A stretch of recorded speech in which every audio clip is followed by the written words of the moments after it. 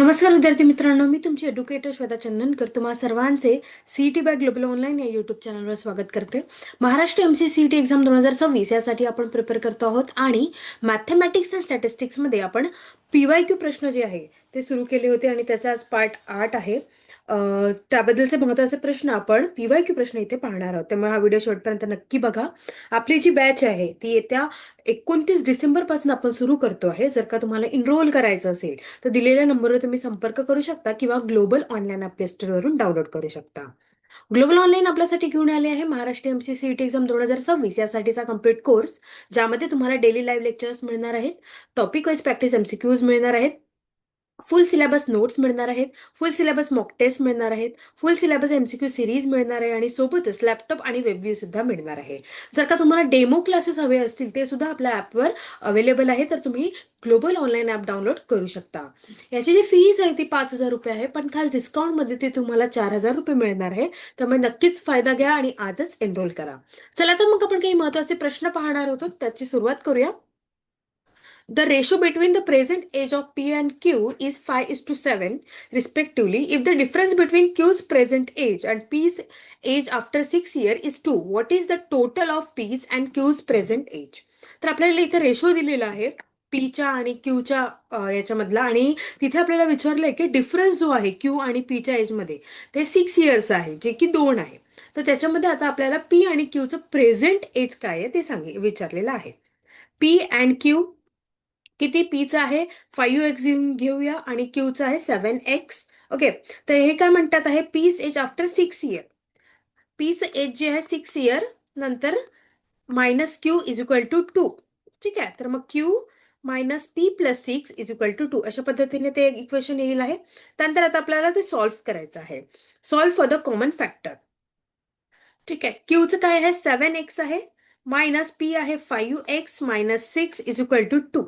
म्हणजे हे येणार 2x minus 6 is equal to 2 आणि 2x is equal to 6 plus 2 म्हणजे 8. Okay, x is equal to 8/2 म्हणजे x इज इक्वल टू 4.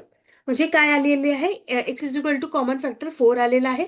त्यामध्ये आपल्याला इथे x च्या जागी 4, 5 इंटू 4 म्हणजे p ची एज आहे 20 आणि 7 ची काय आहे 7 इंटू 4 28. ठीक आहे, दोघांची मिळून किती असणार आहे 20 प्लस 28 म्हणजे 48 इयर्स असणार आहे. ठीक आहे, अशा पद्धतीने आपण एजेसचे प्रश्न जे आहेत ते सॉल्व्ह करू शकतो. यामध्ये आपलं उत्तर काय असणार आहे, बी असणार आहे 48 इयर्स. ठीक आहे, चला हा प्रश्न सॉल्व्ह करूया. ऍक्च्युअली काय आहे, what should come in place of question mark in the following equation. Okay, मी इथे परत लिहिते आहे. हा क्वेश्चन बघा अशा पद्धतीचा आहे. हा 5 1/3 into 17 2/3 into 4 1/2 is equal to question mark. Okay, अशा पद्धतीचा हा प्रश्न आहे आणि आता आपल्याला इथे सॉल्व्ह करायचा आहे. चला, तर मग काय होईल, हे 41 डिवाइड बाय 6 इंटू 16/3 कसं करतो आपण, 5 इंटू 3 प्लस 1 16. ओके, अशा पद्धतीने आपण ते करतो आहोत. त्यानंतर 53/3 इंटू 9/2. ओके, अशा पद्धतीने ते केलं आहे आणि यानंतर आपण काय करणार आहोत, क्रॉस मल्टिप्लिकेशन करणार आहोत. Okay, 41 into 3 divide by 16 into 6, 3 plus 16 into 6. ठीक आहे, देन 328/9 प्लस 159/2. ठीक आहे, याचा आपण हे घेतलेला आहे, एलसीएम घेतलेला आहे.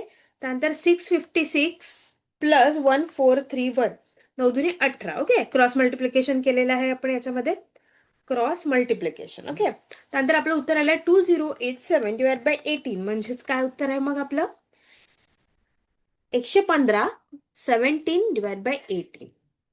ठीक आहे, म्हणजे आपलं उत्तर काय असणार आहे, इथे दिलेलं नाहीये, नन ऑफ दिस. ओके, अशा पद्धतीने आपल्याला ते सॉल्व्ह करायचं आहे.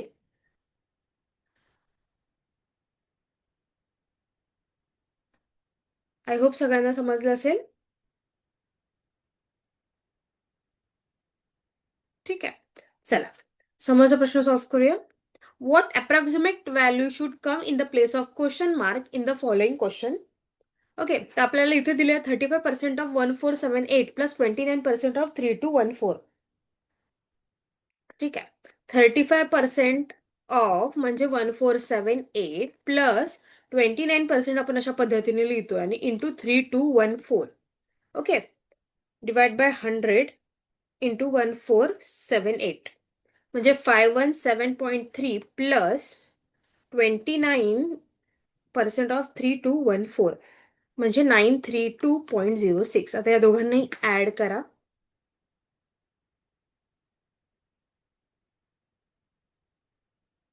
ते येत आहे 1449 म्हणजे अप्रॉक्स काय 0.36, अप्रॉक्स काय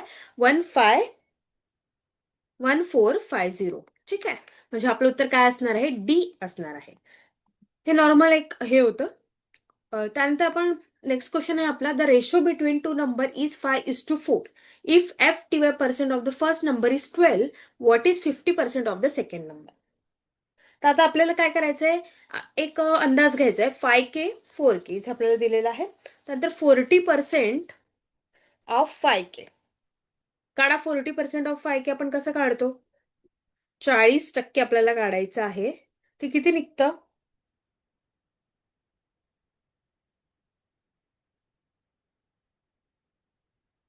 5K. ओके, तर ते किती निघतं,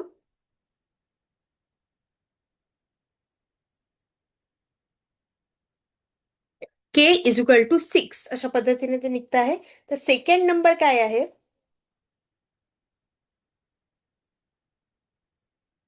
ओके, तर सेकंड नंबर काय आहे, 24 आहे. हा, first number is 12, what is 50% of the second number. तर फर्स्ट नंबर आपला काय आहे, फर्स्ट नंबर आहे आपला 12. ओके, इथे बघा 40/100 × 5 ही के ची व्हॅल्यू काय येणार आहे, 2 येणार आहे. ओके, आणि आपल्याला काय म्हणतात, फर्स्ट वाला कोणता आहे, 12 आहे. तर सेकंड वाला कोणता असणार आहे, 24 असणार आहे. ओके, तर 50% ऑफ, कारण हे इंटू 2. ओके, तर मग 50% ऑफ सेकंड नंबर, तर याचं 50% काय येणार आहे, आपलं उत्तर 12 येणार आहे. म्हणजे आपलं उत्तर काय असणार आहे, ए असणार आहे. इथे थोडं ट्विस्टेड विचारलेलं आहे. रेशो दिलेला आहे आपल्याला आणि फर्स्ट नंबर दिलेला आहे. तर आपल्याला काढायचं काय होतं, सेकंड नंबरचं 50% काढायचं होतं. ओके, अशा पद्धतीने आपल्याला ते सॉल्व्ह करायचं आहे. त्यानंतर what would be the maximum value of Q in the following equation. आपल्याला एक प्रकारचं इक्वेशन दिलेलं आहे, 3R7 2Q8. ओके, याची जी व्हॅल्यू आहे ती आपल्याला 1114 आलं पाहिजे. ओके, तर इथे अशी व्हॅल्यू टाकायची याच्यामधली जी आपल्याला ही व्हॅल्यू देऊ शकेल. ओके, तर यामध्ये काय असणार आहे, R+P+Q = 9 अशा पद्धतीने असणार. ठीक आहे, मॅक्झिमम व्हॅल्यू क्यूची काय असणार आहे, 9 असणार आहे. त्याच्यामध्ये आपल्याला इथे 0 0 पुट करून इथे 9 पुट करायचे, तेव्हा जाऊन आपल्याला ते येणार आहे. करून बघा, 0 0 9 बरोबर आपली 1114 येत आहे. आणि इथे दिलेल्या ऑप्शन्स मधूनच आपल्याला उत्तर घ्यायचं आहे. त्यामुळे आपलं उत्तर काय असणार आहे, ए असणार आहे, 9. ओके, त्यानंतर आपल्याला नेक्स्ट क्वेश्चन आहे, 5/7 of 1596 plus 3015 is equal to question mark -2150. हे आता इथे आपल्याला सॉल्व्ह करायचं आहे. ओके, हा, तर 5/7 इंटू 1596 हे करा सगळ्यांनी. 5/7 इंटू 1596 1140 प्लस 3015. ओके, 1140 प्लस 3015 म्हणजे किती येणार, 4155 इज इक्वल टू, इथे किती पाहिजे जेणेकरून आपल्याला आपला आन्सर आलं पाहिजे असं तिथे दिलेलं आहे. ओके,